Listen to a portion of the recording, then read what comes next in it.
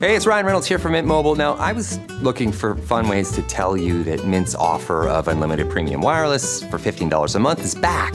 So I thought it would be fun if we made $15 bills. But it turns out that's very illegal. So there goes my big idea for the commercial. Give it a try at mintmobile.com/switch. Upfront payment of $45 for 3 months, $90 for 6 months, or $180 for 12-month plan required. $15 per month equivalent. Taxes and fees extra. Initial plan term only. Greater than 50 gigabytes may slow when network is busy. See terms.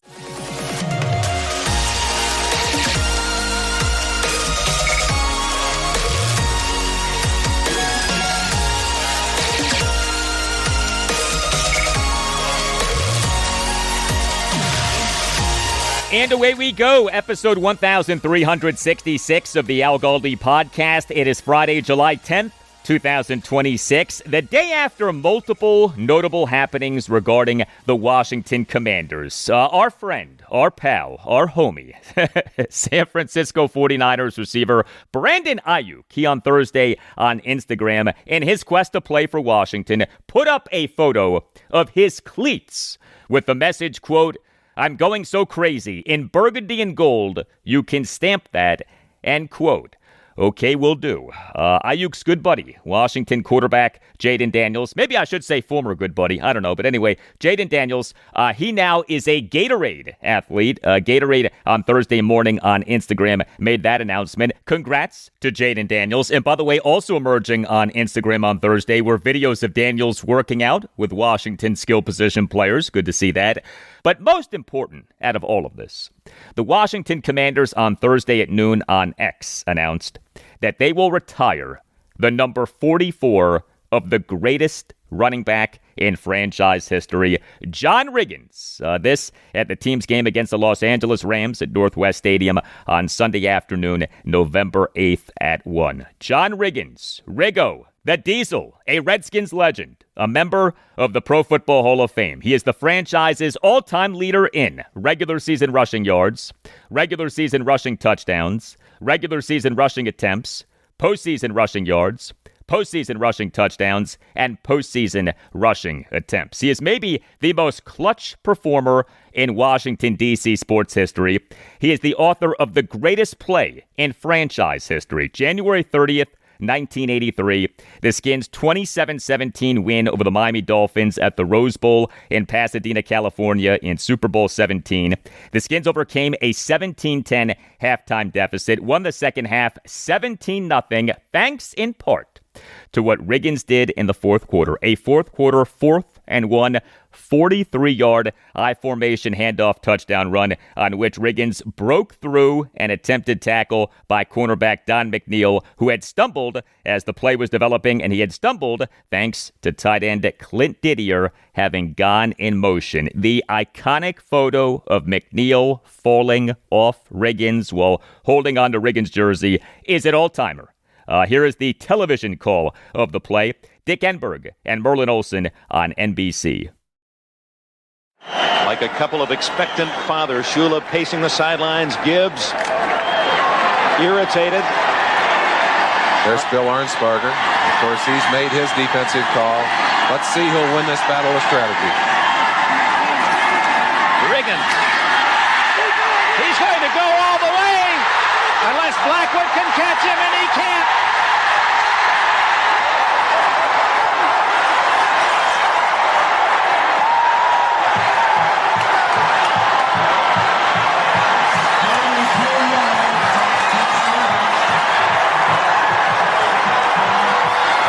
What a tremendous play, but the key to this play was motion. The motion man coming across and turning around, Don McNeil, cornerback, running with him, slipped and fell. His responsibility to get back to the outside to contain Riggins. He could not get there until the last second. Riggins ran through an arm tackle and carried it all the way into the end zone. Yes, he did. John Riggins for the game had 38 carries for 166 yards and a touchdown. Also had a reception for 15 yards. He was named Super Bowl 17 MVP, and this was part of a remarkable run over 3 postseasons. Riggo in 8 games over the postseasons for the 1982 through 1984 seasons. 244 carries, 966 rushing yards, 12 rushing touchdowns. He was clutch.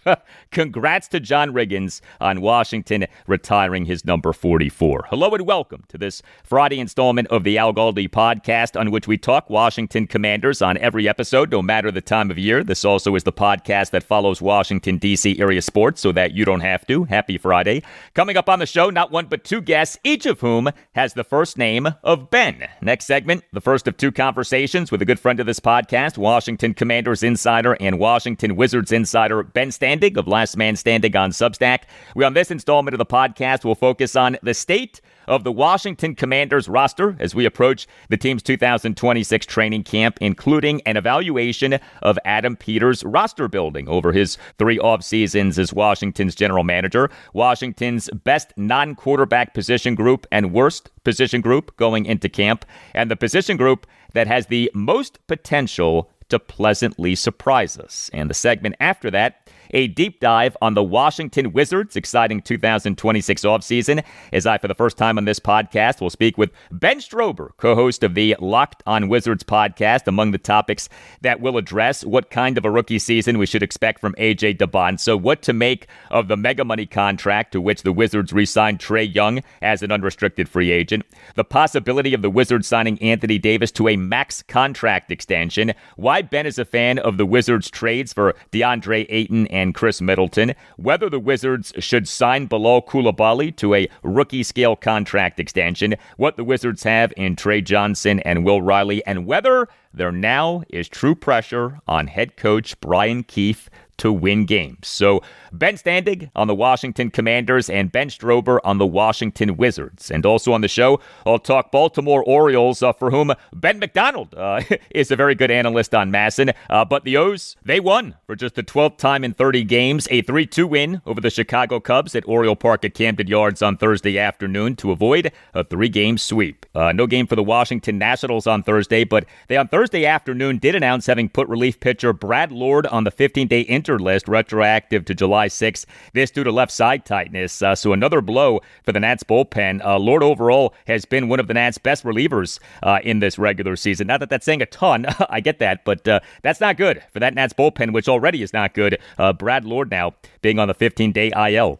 You can hit me up on X at Al Galdi. You can email me the Al Galdi podcast at yahoo.com. You can reach me via writing a review of the podcast on Apple Podcasts. You can write about whatever you want, and I'll read what you write if you give the podcast a 5-star rating as we march toward 2,000 ratings of the podcast. But what we want are 5-star ratings. They help out the podcast a lot, and we thank you very much. From Skins Fan in Arizona on our conversations on episodes 1,360 and 1,361 of this podcast with Warren Sharp of SharpFootballAnalysis.com, author of the Sharp Football Analysis 2026 Football Preview. Warren was tremendous in discussing the Washington Commanders in preparation for their 2026 season, writes Skins Fan in Arizona. Warren Sharp didn't exactly give a ringing endorsement of the Skins roster on the Al Galdi show, and I tend to agree. Too many question mark positions and a schedule that makes you think that the team would be lucky to make it to 8 wins. Has Peters built a team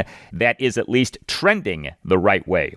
Thank you for that, Skins Fan in Arizona. I would say that Adam Peters has built a team that's trending in the right direction, but the movement in that direction has not been as large and obvious as we would hope, at least not yet. Hopefully, this coming season is a major step forward season for the roster, especially the players taken by Peters over his 3 NFL drafts as the team's GM. Lots more on Peters' roster building next segment during our chat with Ben Standig. Email from Rick Proctor on the saga of Brandon Ayuk. Writes Rick, "Hey Al, I trust all is well. USA, USA, our pal, our homie, Ayuk the puke. As the puke turns." I stick with the Mike Singletary rant. Move over, Vernon. There's a new diva in town. There you go, Al. Leave Ayuk in Ninerland.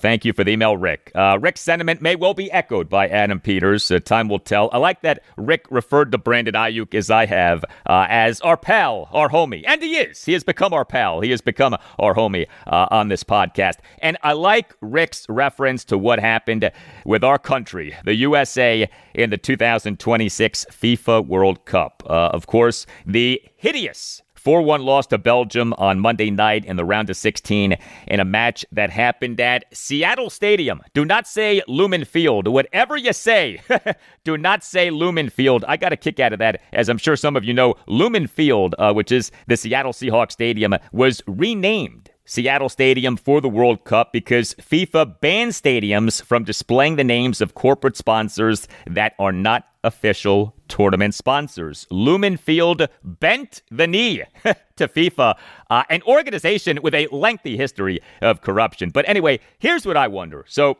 since the U.S. made the round of 8 in the 2002 World Cup, your results for our country in World Cups. 2006, the U.S. finished last in its group.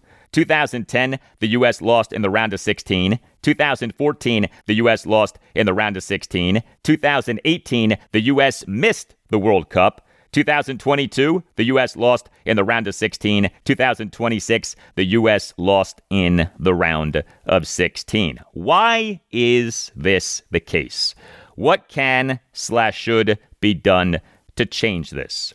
The U.S. is a country with a lot of people and a lot of money and an extreme love of sports, including soccer. So many people play soccer. So many people watch soccer. Did you see or hear about the viewership for USA-Belgium on Monday night? Most watched soccer telecast in U.S. history. The match averaged 42 million U.S. viewers. That according to Fox and Comcast data. Fox reported 30 million average viewers. Comcast reported an additional 12 million average viewers on Telemundo and Peacock. 42 million people in this country watching that match. For comparison's sake, this year's NBA Finals, the New York Knicks versus the San Antonio Spurs, that per Nielsen averaged 20.6 million viewers on ABC and ESPN, and that was the highest average viewership for an NBA Finals since 1998. Knicks Spurs, 20.6 million. USA Belgium, 42 million.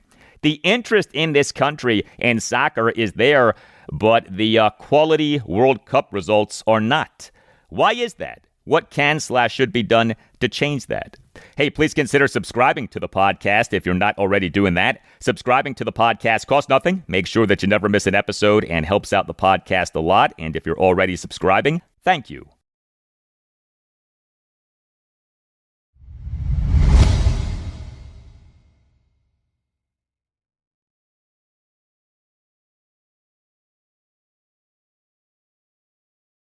'26 Washington Commanders training camp is coming. Rookies report on July 24th, veterans on July 28th. Football season is coming. If you would like to grow your business or practice, consider advertising on this podcast. We're offering great deals in honor of the coming football season. Podcast advertising is very affordable and works. Put the power of the pod to work for you. Get your message out there to thousands of successful people in the Washington, D.C. area.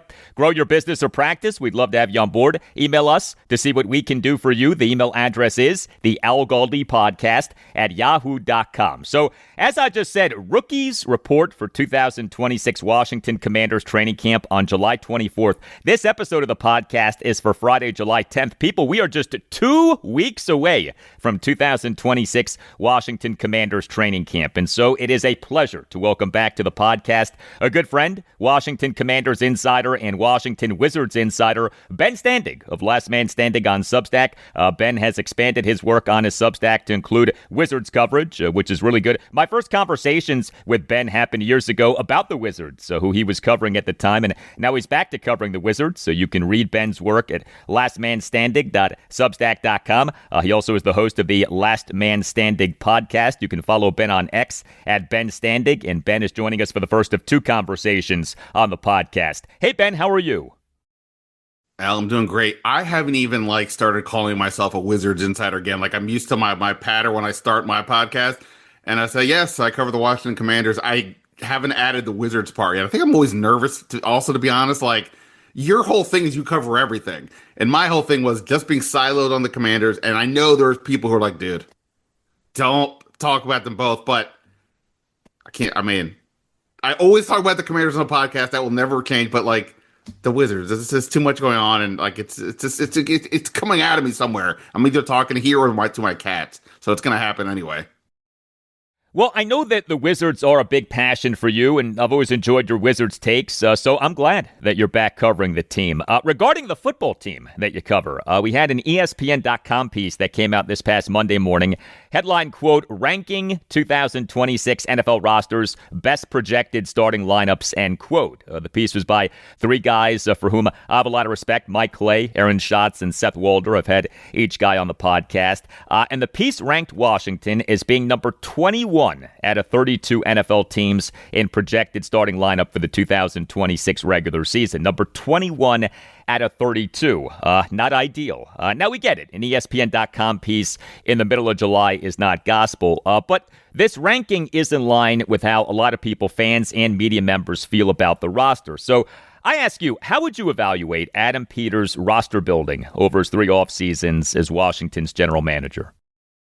I mean, in general, you know, and people are tired of hearing me talk about this. I'm a process guy more than a results guy because the process tells me, do you understand what the problem is? Do you understand what your team is, the pluses and the minuses, you know?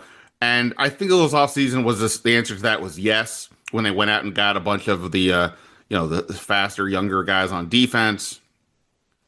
You know, I think the last couple of years going for Laramie Tunsil and Josh Connerly, it cost them a lot, but if you're going to invest, to me, that makes so much more sense than some other positions. Obviously, Jaden Daniels is a key to so much. So I think that it's gotten better. I mean, you know, from where it was when they inherited it, in terms of age and athleticism, it's definitely better. That said, there are still questions at receiver, the interior offensive line, cornerback, I think so. And, you know, a lot of what we're discussing is just guys who we haven't, you know, we can say Sonny Styles looks awesome, but, you know, actually have to see him play. And, you know, Owe is going to be the clear number one guy for the other team. What does that do for him? So I think there's some concerns there. But, excuse me, I feel like last year, I totally get why that Adam Peters didn't make major changes because of the success they had in 2024. But it just felt like last year they just did not do nearly enough. And again, the injuries happened. But like when your plan is where we got bigger on the edge on the defensive end to help us against the run, and then Deandre Wise, who's a solid player, not a Pro Bowl player, gets hurt in week 2, that entire plan blows up. And you're kind of like, wait a minute, this was the plan. Deandre Wise, it was one guy. And then sort of the same thing, Dorrance Armstrong gets hurt, there's no pass rush. So I think they've improved in those areas. But if you're looking at it in totality, you know, I wish they had just done more last year. Maybe it doesn't matter because of the injuries.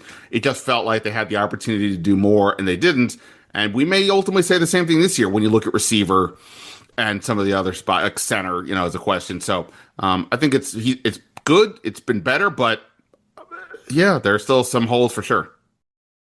That we now are nearly 3 full off seasons into Adam Peters' tenure as Washington GM, and the roster still is at a point at which ESPN.com ranking Washington as being number 21 out of 32 NFL teams in projected starting lineup for the 2026 regular season is perfectly reasonable. Should we be disappointed that the roster isn't better by now? Or do we still need to remember the mess that Peters took over when he became the team's GM in January 2024? Yeah, I mean, again, as we know, he didn't have much of a baseline because all the draft picks under the previous regime, most of them, you know, completely, other than Sam Cosmi at this point, it's really hard to look at almost any of those guys, right? And say, well, that was a piece that they had. And they went older the first year or two because they were trying to, you know, raise the floor, the culture, all that stuff. They did that, I think, but at the same point, should there be a bit more? I think one thing also it's not really mentioned here in what we're discussing, but I think is interesting is the whole deal of the quarterback on the rookie contract is the ability to now spend on a lot of positions elsewhere.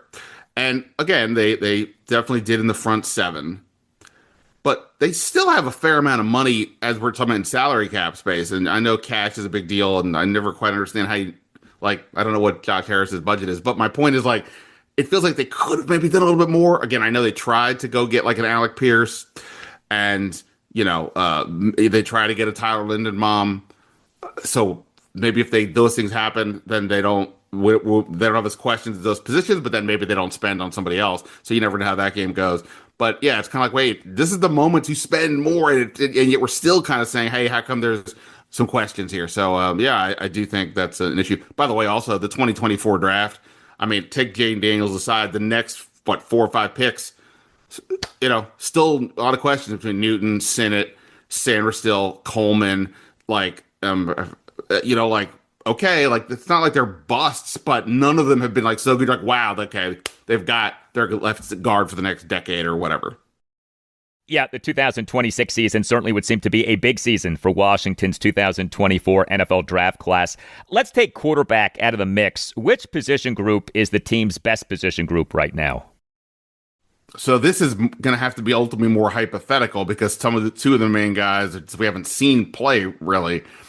And this is maybe nuts because of where they were a year ago. I almost want to go linebacker. I mean, I don't know if that's accurate, but I'm just like, wow, hold on. They made it may be so interesting that a guy like Jordan McGee, who again, not saying, we've been talking about it a lot because that was the guy here, but the guy that we've been hyped up for the last 2 years to say, okay, whenever Bobby Wagner steps away, here's this guy who could come up, and now we don't even know how many snaps he's going to get because they get Styles and Chenal. And I just think that if Styles meets even close to the hype of what he can do from the middle of that defense, the ability to play here, there, and everywhere, the athleticism, the smarts, to be able to drop back even at times, maybe play a little nickel, it's just going to be such a weapon. And then Leo Chenal, same thing. I mean, here's a guy, it's like the classic see-ball, get-ball type guy who literally played, I think it was like at least like the 4 different linebacker spots. I think he played all of them at least 50 snaps or more last year. And he was doing it with the Chiefs, not even in a real full-time role because they had so many other guys. So if he's able to come in and give them that versatility with these crazy biceps of his and just like the physicality plus Luvu, and then whatever they get out of McGee, and I still have a bit of a Jones for Kane Medrano, but just because of his speed, we'll see. Again, maybe I'm wrong, but like that, just like, wow, that's the one group where I'm not feeling like I don't know what happens if there's an injury or whatever. It's just more like, wait, who's not going to play? And that feels pretty rare. Maybe if I isolate edge with Owe Armstrong and Chason, but I'll go with the linebackers. We're talking with Washington Commanders insider and Washington Wizards insider Ben Standig of Last Man Standing on Substack. You were among those who this past Monday reported that Washington was signing unrestricted free agent cornerback Rasul Douglas to a 1-year contract worth up to $3.8 million, so providing much-needed depth at corner. Maybe that changes your answer to this next question, maybe not. But which position group is the team's worst position group right now? I still think I'm going to go with the corners. I mean, Rasul Douglas was necessary. I wrote about that in the mailbag that they needed to bring in at least somebody else to be the potential 4th corner. I wasn't going to just say, well, Witherspoon or Hamilton, they're fine. Like, I don't know. And, again, Trae Amos at the moment we're talking hasn't practiced. I'm not saying there'll be any issues, but until he gets out there, you never quite know. And then, is Sanders still going to be the full-time on the outside guy? He's going to, he's been better on the outside than the slot, but still questions. He's giving up a lot of size. And then I'll be honest, the more this goes on, the more I don't know if I understand the Amik Robertson signing, in that he was not good last year based on the analytics, but the argument was, well, he was forced to play more outside than he probably should be. Okay, well, wait a minute. Aren't we being told, or not being told, aren't we assuming that this group's going to play a lot more base, whether it's 3-4 or 4-3, and therefore not have a slot corner on the field as much? And if that's the case, then where is Robertson playing? So, relative to the amount of time. And if he does have to play on the outside, well, again, that doesn't look good. So I think Douglas, if I had to guess, would jump him on the outside, right? Like if something happens to Amos or Sanders still, that Douglas would probably be the guy to step in, but that even makes it even more curious. So I'm not saying Robertson was a bad signing. I'm just curious to see how they implement him if, in fact, they stay in more base. So I think corner, to me, just has a lot of questions. Again, even Trae Amos, it's one thing to say, hey, he looked pretty good. Is he ready to be the guy who travels with if they do this like CD Lamb, Malik Neighbors, whoever they're facing, is he that guy? I don't know. I mean, that's a big jump to go from being, hey, he was pretty good as a rookie to, oh, now you're the top guy. We'll see. So there is the thought that cornerback in a Brian Flores-style defense, which is what we're anticipating Washington's new defensive coordinator, Durante Jones, is running. It doesn't matter as much as the position normally does, but I don't know, man. Having a questionable cornerback group is so dangerous. How many times in recent seasons have we seen bad Washington cornerback groups help to doom Washington defenses? Yeah, I'm always a realistic person when it comes to, like, you can't fix all your problems in a given offseason, right? And, I mean, they only had, 2 picks in the first 4 rounds, so it's not like they could easily go get a corner. But, again, they made not a splash, but Amik Robertson was one of their, main signings. And like I said, it's just hard to look at that and go, okay, if you have him, if he's legit and Amos and Sanders still, like, at least Sanders still's been good around the ball. Maybe he's a better fit for this defense. I kind of think he will be. And if Robertson, okay, you have at least 3 guys, but there's at least some questions on the first 2. And Robertson, like I said, I mean, I don't know what you think, but like, I can't quite figure out how they're going to maximize his role, because even if they go with a nickel, I don't know that that's not going to be Quan Martin or a safety. So yeah, I think there's still some questions there for sure. Obviously, they spent a second-round pick on Amos. They gave up a bunch of picks for Lattimore. The Lattimore is the cardinal sin here, right, of the Peters era so far. If you could do everything over again, that's the one thing you definitely would do over again.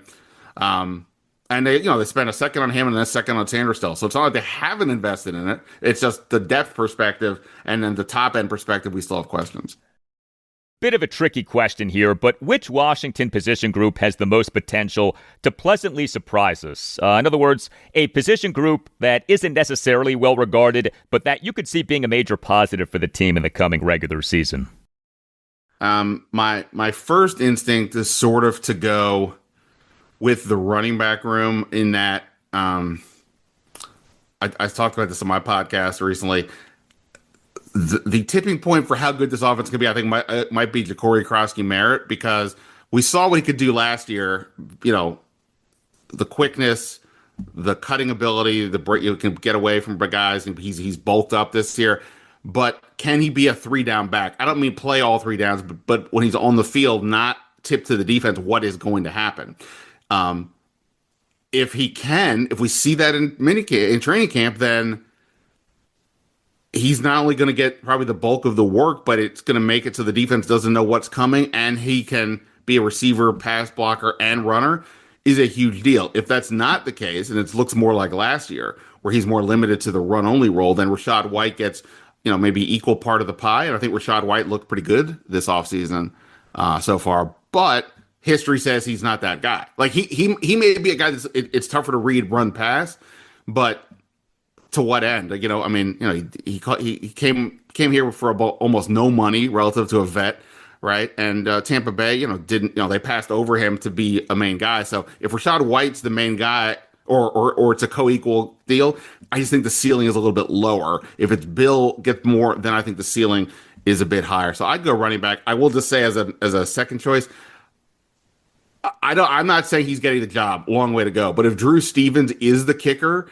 I just think that would be a lot of fun, considering where we are in the NFL these days. The guys making 55 plus regularly, and there's been other questions here, but to have a guy like that would be pretty big if he can cross the finish line. I don't know that Drew Stevens will win Washington's kicker competition, but I would bet that the team wants him to win the competition because of the upside that he provides with the super strong kicking leg. Yeah, I mean, again, there's so much more to it than we are only paying attention to them when they're at the end of these practices. One kick 6 and the other kick 6. I asked Logan Paulson on recently. I made some comment to the kicker, and Logan's like pretty straightforward, not like a hot takey guy or anything. I brought up the kicker. He's like, dude, are you serious? I don't pay attention to anything they're doing until I have to. Like, I'm watching. If the kickers are happening, I'm watching how the tight ends are practicing their footwork on the side. So, long way to go. We'll see. But yeah, I think that Stevens would be. I think I'm with you. unless you're telling me he's like doesn't have the distance that Moody does on kickoffs, or maybe his angles are bad, or whatever the hell it is. I think Stevens would be my guess as who they want. Would be awesome for Washington to have what the Dallas Cowboys have with their kicker, Brandon Aubrey, but that is a big ask, I know. Washington Commanders insider and Washington Wizards insider Ben Standig of Last Man Standing on Substack. Ben, thanks, and we'll talk soon. Always appreciate it, Al. Thanks. Imagine buying your kid a toy only to find the batteries aren't included, or buying furniture but missing the tools to build it. Frustrating, right? Now imagine the exact same feeling, but you're paying way more. That is what buying business software usually feels like. Fragmented, disconnected, and incredibly expensive. Odoo completely changes that. Odoo is a complete, fully integrated business suite where all your apps actually talk to each other. We're talking automated lead routing for your sales team, seamless AI integration, and intuitive point-and-click website builder. It's everything your business needs to scale, saving you time, headaches, and money. Stop piecing your software together. Go to odoo.com. That's odoo.com to learn more.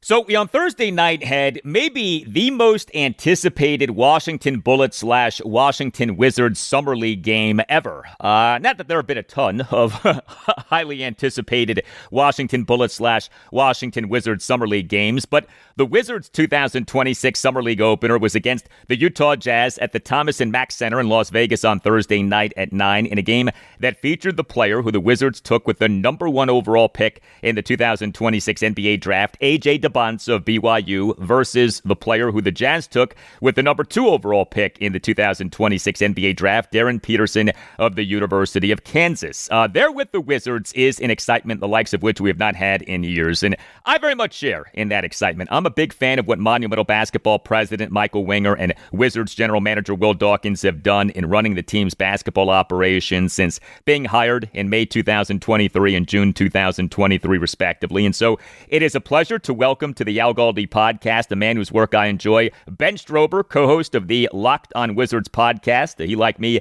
is a product of the University of Maryland. You can follow Ben on X at Strober Sports. Strober is spelled Strober.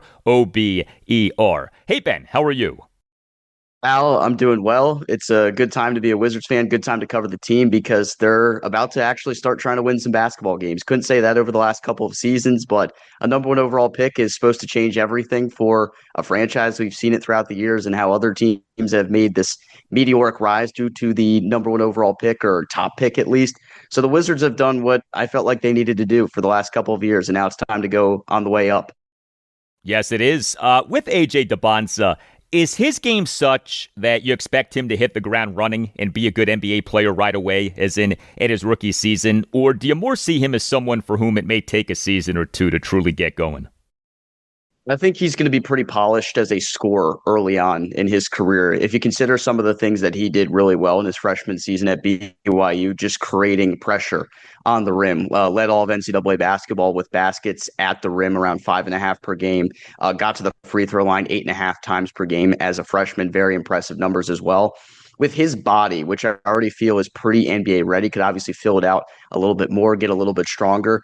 With his skill set, to somebody at his size, it almost seems so unnatural that somebody that's going to play at around 6'9.5" in shoes can move with the basketball and bend the way he does, turn the corner and generate looks at the rim. That's something the Wizards desperately needed going forward, just something they didn't do very well over the last couple of seasons. His special blend of skill and athleticism, I think, translates to the NBA day one. It'll probably take a couple of years for him to hit the true peak of his powers. Can he develop his game from the outside a little bit more, work on the catch and shoot shot, which wasn't great in his freshman season? But I think there's a lot to love about his game that will translate very early on in his career.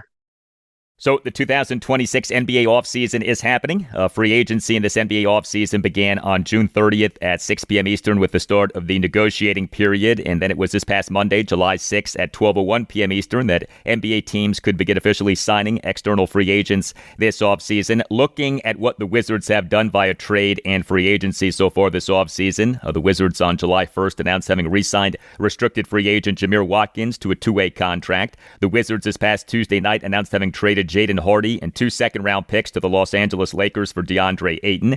The Wizards this past Wednesday afternoon announced having acquired Khris Middleton from the Dallas Mavericks in a sign-and-trade agreement that sent D'Angelo Russell to the Memphis Grizzlies as part of a 6-team trade. The Wizards traded for Middleton 5 months after having traded him to the Mavs in the Anthony Davis trade. And the Wizards this past Wednesday afternoon announced having re-signed Trae Young. He technically had been an unrestricted free agent off having declined his player option for the 2026-2027 season, but the expectation had been that he would re-sign with the Wizards, and he did.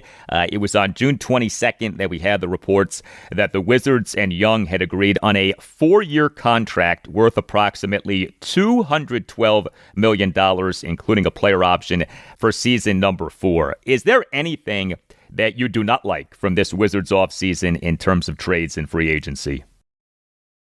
It's interesting because I don't love Trae Young's contract, obviously. I think there was a sticker shock effect to it when you got the news that it was going to be 4 years, $212 million.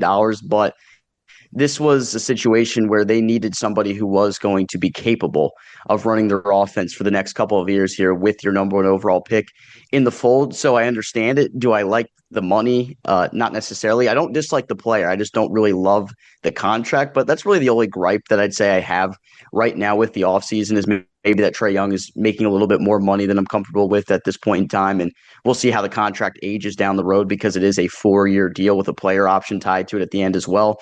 But I really loved the addition to go and get Deandre Ayton in the trade market. Just considering what they had on the roster, they were very, very thin in the front court. And I love the front court pairing of Anthony Davis and Alex Sar. I know Davis' health is going to be a major caveat. It's always a caveat when it comes to him. But behind him, you didn't really have much there. You have Tristan Vukcevic, who got inked to a 3-year, $10 million extension, whatever it was, back in February. But he is more viewed, to me at least, as a depth piece that can come off the bench and maybe be a little bit of a microwave scorer because he has some of that offensive stuff to his game. They needed to go out and find somebody that could be a serviceable backup big that can play a little bit of defense for you, rebound the ball, play out of a pick and roll with Trae Young. And they got Deandre Ayton, a former number 1 overall pick, at a very low cost to essentially dump 2 second-round picks. And then Jaden Hardy, not a bad player, but somebody I just didn't see really fitting within Washington's rotation next year because of the long jam of wings and guards that they have on this roster already. So for them to go out and add him in the trade market after what seemed like a free agent market was kind of drying up already in terms of that position, they got a guy who I think is pretty serviceable and started 72 games on a 53-win team last year. The potential for the Wizards to sign Anthony Davis to a contract extension. He, as of August 6th, is eligible to sign a max contract extension. Now, personally, I, as a Wizards fan, want no part of the team signing him to such an extension. I don't see what the point would be, but do you think that the Wizards will sign him to an extension? I'm in the same camp of you where I really hope that they don't do that because the one thing you could say about Trae Young's contract is it doesn't necessarily impact what they do down the road because you don't have to worry about paying a lot of these young guys till around 2028, 2029. So maybe you're not really worrying about the money that's on the books until then. So you can be okay with Trae Young making $53 million. If you extend Davis for 4 years and $275 million, you put yourself, I think, in a much, much worse situation going forward. I don't think they're going to do it. I think they are going to have him play out the season because he has another year on his deal before the $62 million player option. And then I think they reevaluate what his value looks like at the trade deadline. If they're able to keep him healthy enough to recoup some of his value, maybe he ends up staying for the entirety of the season. And then you could see him potentially move next summer to another contending team. But I think very much they've said as much on their, in their press conferences, they acquired Anthony Davis because they want him to play here. They bought low on him, so they want to get the most out of this experience out of him, which is a 10-time All-Star player, a perennial All-NBA guy that you're adding to the fold to play alongside Trae Young, a really prolific point guard, and then help out Alex Sarr in the front court as well. I think they want him to play games here. I don't think they're going to extend him long-term, and I hope they don't. Anthony Davis is oft injured. He's entering his age 33 season, and he is a diminished asset. See the Wizards acquiring him on the cheap when they traded for him this past February 5th, what was 2026 NBA trade deadline day. What exactly is the argument for the Wizards signing Davis to a contract extension? The only thing I can think of is the way they treat star players is something they value. And I'm not sure if that's going to be a thing where they want to show that they are serious to star players in the NBA for the future by taking care of a guy like Anthony Davis and getting him paid to show that they have the ability to sign this level of player. But it's just not really conducive to like building a smart foundation going forward if you're extending him. Like, I understand how they've wanted to treat veteran players, and they've done so very well. You see your CJ McCollums, who had nothing but positive things to say about the organization when he was on his way out at the trade deadline. I feel like it should be a similar mold to that, because maybe McCollum, when he was here, wasn't necessarily thrilled to be in a situation where you're playing for a team that's going to lose a lot of games. So they said, hey, we need you to be a veteran presence, help some of our young guys get a little bit better. We're going to allow you an opportunity to showcase what you're all about still here at 34 years old, and then the case of Davis, 33.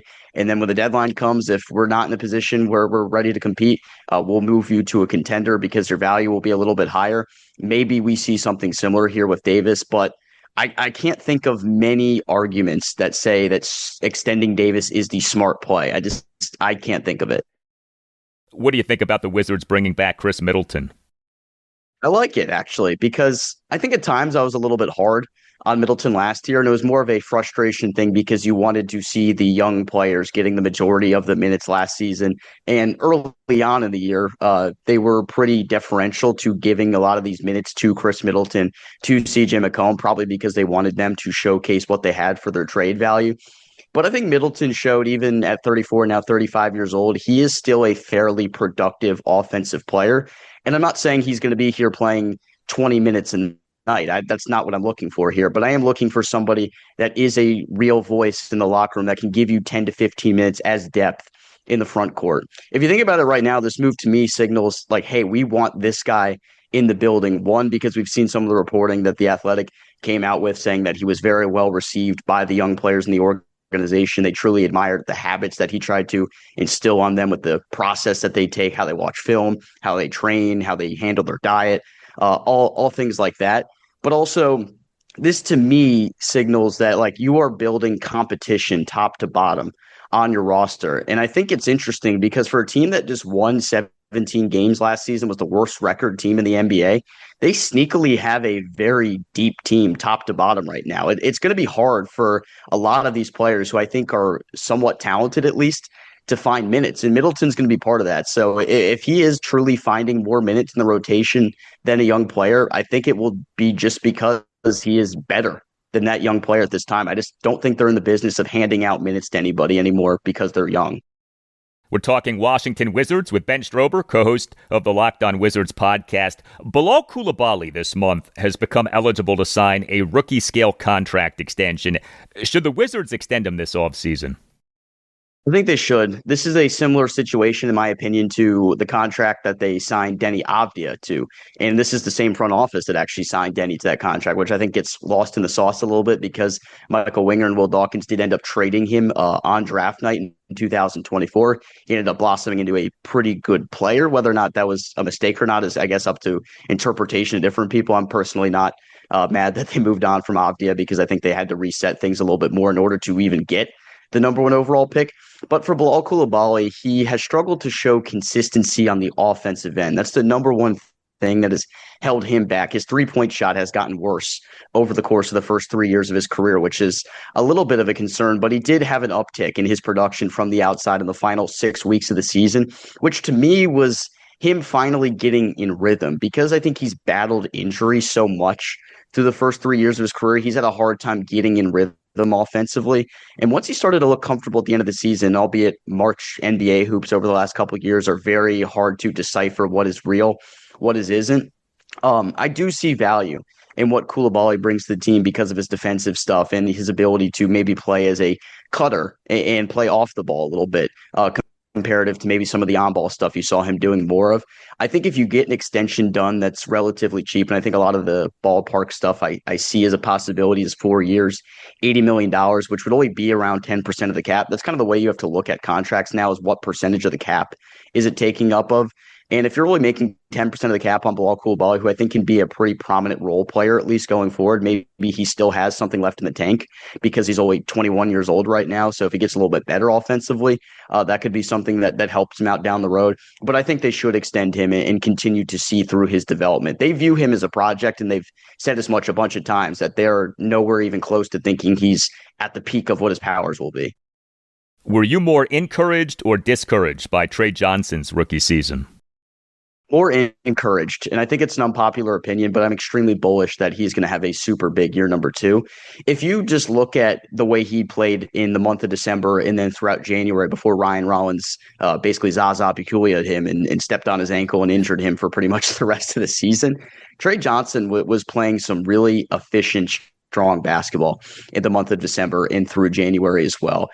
He has an elite skill set already, which is pretty rare for a 19-year-old kid to come into the NBA to do something at an elite level, and that's shoot the basketball. I think the injury stuff is what hampered some of the on-ball responsibility stuff, him trying to get to his spots a little bit and getting downhill, trying to attack and put pressure on the rim. That's something that he's going to have to work on, but we've seen some of the off-season tape. It looks like he's putting on some considerable size right now, and I'm going to be interested to see if he's able to generate some more looks at the rim. I know he can shoot the ball, but I am high on what he can be, especially considering he might be coming off the bench for this team just because of what they have on the roster right now. If he is your spark plug off the bench that can give you 4 to 5 threes per game, I think he's going to be a really productive player. So I'm not super discouraged or anything, because I think some of the injury stuff and the tanking obviously is what kind of maybe kept him down at the end of the year.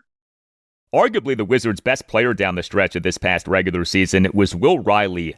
How real was that? Like, to what extent do you view him as a building block moving forward? It seems like he is part of their plan for the next couple of years, or at least for this season. I think it is hard to say how real it was, but he averaged 15.6 points per game after the All-Star break. And a lot of that is because he truly actually had an opportunity to do so. He was playing very limited minutes in the first couple of months of the season. I know he spent some time with the Go-Go, which was all part of the plan for him, was to get some reps with the ball in his hands. I wonder how much they value his skill set as an offensive initiator, as a ball handler, because they always say that he has point guard like tendencies, and you can see some of that on display because for a dude that's almost 6'10", he handles the ball extremely well. He's got good playmaking prowess. I think he's got good instincts as a playmaker as well. But the number one thing, he's got to continue to build up his body and play a little bit more defense with his chest as opposed to with his arms, because that's the number one area that he struggled with even late in the season. So to answer your question, I think what we saw from Will Riley was real in the sense where he has some of these really unique skill sets that a lot of players at his size do not have. Whether or not he fits as a long-term building block starting caliber player, I think we're going to need to see more of a bigger sample size against some better competition here in the middle or early part of the regular season. But I am hopeful for Will Riley. I really like what he brings to the table. The coaching staff of the Wizards this past Monday afternoon announced coaching staff updates, the most prominent of which were A, the Wizards have promoted Adam Caporn to lead assistant. B, the Wizards' previous lead assistant, David Vanterpool, is transitioning to a basketball operations role in the front office after serving as a Wizards assistant coach the past 3 seasons. C, the Wizards have hired legendary Georgetown player, legendary New York Knicks player, and former Georgetown head coach Patrick Ewing as an assistant coach. He actually served as a Wizards assistant coach for 1 season years ago, the 2002-2003 season. And D, the Wizards have hired 2-time former Charlotte Bobcats / Charlotte Hornets head coach and former Orlando Magic head coach Steve Clifford as a coaching advisor. What to you is most significant from these coaching staff updates? Honestly, bringing in Steve Clifford, because I know he didn't necessarily work out long-term as a head coach with the Bobcats, but one thing about Clifford that he was known for is bringing forth these really quick turnarounds defensively. I think when he was hired, if I remember this correctly, someone could fact check me on it, I guess. When he was hired in 2013 to coach the Charlotte Bobcats, he brought them forward to being a top 5 defense, I think, in the first year that he was the head coach. And last year, working as a coaching advisor with the Phoenix Suns, they were a top 10 defense. The Wizards were an abysmal defense last season. We understand that. We understand what the goals of the team were. So maybe they weren't heavily focused on a lot of team-oriented defensive stuff. So bringing in another voice, I think that can maybe help out Brian Keefe a little bit right here and get this defense where it needs to be this season in order for the team to be competitive, I think was a really smart and competitive move that you're trying to do here, because they got to get a lot better defensively in so many different areas. So they need a guy that really can instill what the right mentality is going to be to get that done. And I think there's pretty strong precedent that Clifford is a guy that can make defenses good pretty quickly. You mentioned the Wizards head coach, Brian Keefe. Given that the Wizards' 3-season tank now is over, is there now real pressure on him to win? Is he now truly judged on wins and losses? I think he has to be. Just from a perspective for a fan, I guess. If you look at Brian Keefe's record since he took over as the head coach, it's one of the worst ever. And obviously, it's not really an indictment on him because of what he was asked to do. I think he's passed with flying colors for what the organization has tasked him to do, because you have to keep in mind that he had a very difficult job. Not only did you have to lose enough games to position yourselves in a good spot for the draft, but he was also tasked with developing the players. And they've seen strong examples of development from Alex Sarr year 1 to year 2, completely different game. Looks like a real building block for this team now. Keyshawn George, I thought, had an incredible rise in his second season as well. And if you just point to a lot of the other precedent from NBA players, Kevin Durant, James Harden, and plenty of other guys, Russell Westbrook, that have worked alongside Brian Keefe at some point, he lives up to the billing for when it comes to player development. We understand that. We don't know if this guy can actually coach to win basketball games right now. So this year there absolutely is pressure to show that he is capable of doing so. I think if they had a really, really bad season, considering the talent that they have now on this team, that would definitely be it for him. But there might be some context-dependent stuff. If Trae Young and Anthony Davis get hurt early on in the season, they're not available for most of the season, I don't think a bad season would necessarily do him in, just because the team still is very young. It takes time for NBA players to learn how to win in this league. That's why you have Trae Young and Anthony Davis on the team. They're going to elevate your win total pretty marginally or maybe even pretty substantially just because of who those players are. The young players themselves, I think they could win more than they did last year, but asking them to win anything serious or maybe even get to the playoffs might be a little bit out of reach for players at that age. So you look at Brian Keefe. He served as the Wizards' interim head coach after the team on January 25th, 2024 announced Wes Unseld Jr. as having been removed as the team's head coach. And then the Wizards on May 29th, 2024 officially named Keefe as the 26th head coach in franchise history. His overall regular season record as Wizards head coach is a horrendous 43-160. But of course, so much of that was the team tanking over these last 3 seasons. Ben Strober, co-host of the Locked On Wizards podcast. Ben, thank you. Have a nice weekend. Thanks, Al. Appreciate it. This is a lot of fun. If your business runs on 5 different apps, 12 browser tabs, and 1 spreadsheet that everyone's afraid to touch, it's probably time for Odoo. Odoo is an all-in-one business management software that connects every part of your business into one powerful, easy-to-use platform. So instead of wasting time switching between disconnected systems, your entire business works together in real time. Your team moves faster, your data stays accurate, and you can actually focus on growing your business. Let one unified system run your entire business. From the first opportunity to the final payment, everything works together in one place. Whether you're a small business or managing a large operation, Odoo gives you one flexible platform built to grow with you. Learn more at odoo.com. That's ODOO.com.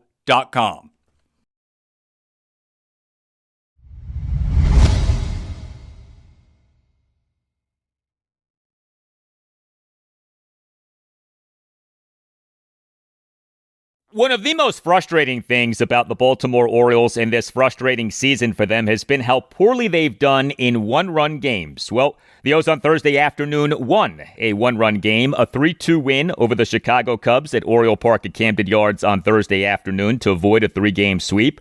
The O's in MLB's 2026 regular season now are 43-51 with a run differential of -32, and the 43-51 includes the O's being 7-14 in one-run games. Yeah, 14 losses in 21 one-run games, but a one-run win on Thursday afternoon.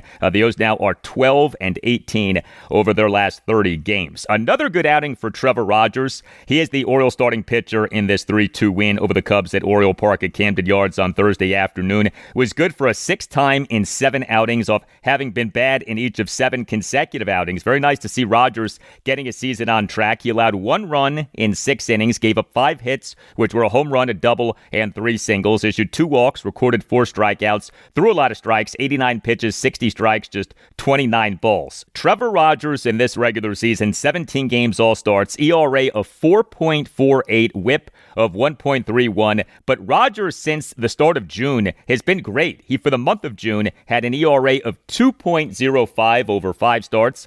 He, in this month of July, has an ERA of 0.82 over 2 starts. The Orioles relief pitching on Thursday afternoon came through. 3 Orioles relievers combined to allow 1 run in 3 innings. Yanier Cano tossed a scoreless top of the 7th. Tyler Wells allowed 1 run in 1 inning. He in the top of the 8th allowed a run on 2 doubles, but Andrew Kittredge tossed a scoreless top of the 9th for the save, despite giving up a single and despite shortstop Gunnar Henderson committing a fielding error. But Yanier Cano, to me, is a takeaway here regarding the Orioles bullpen in this game. Cano has been arguably the Orioles' best reliever in this regular season. 40 games, 30 innings, ERA of 2.40, whip of 1.07, and just enough offense for the O's in this game. Just 3 runs, just 3 hits, which were a home run, a double, and a single. Just 1 for 5 with runners in scoring position. The O's did draw 7 walks, and the O's scored 2 runs in the bottom of the 8th to overcome a 2-1 8th inning deficit. Jeremiah Jackson, he in the Orioles' 2-run 8th, had a pinch, 1 out, opposite field, 2-run double to the right center field gap for a 3-2 Orioles lead. Good for Jeremiah Jackson. The O's on June 28th optioned him to AAA Norfolk. They on July 3rd recalled him from AAA Norfolk, and he on Thursday afternoon came through with a big hit. Also, Tyler O'Neill homered again.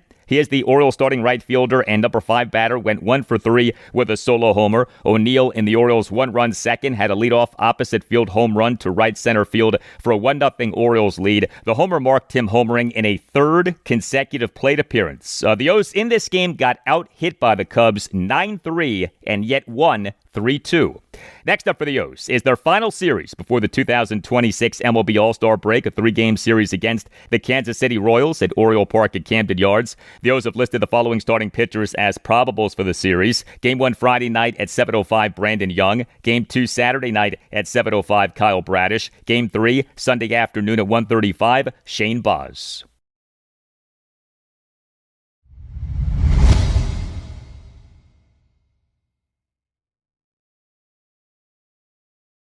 And that'll do it for you and me for now, but there's more to come. Monday's show, episode 1367. We'll have a lot for you on the Washington Commanders. Also on Monday's show, I'll talk Washington Nationals and Baltimore Orioles. The Nats this weekend have a 3-game series against the New York Yankees at Nationals Park. The O's this weekend have a 3-game series against the Kansas City Royals at Oriole Park at Camden Yards. And we this weekend have the 2026 MLB Draft, which is taking place over Saturday and Sunday, is taking place at the Pennsylvania Convention Center in Philadelphia. The Nats have the number 11 overall pick. The O's have the number 7 overall pick. Have a great weekend, and I'll talk to you on Monday.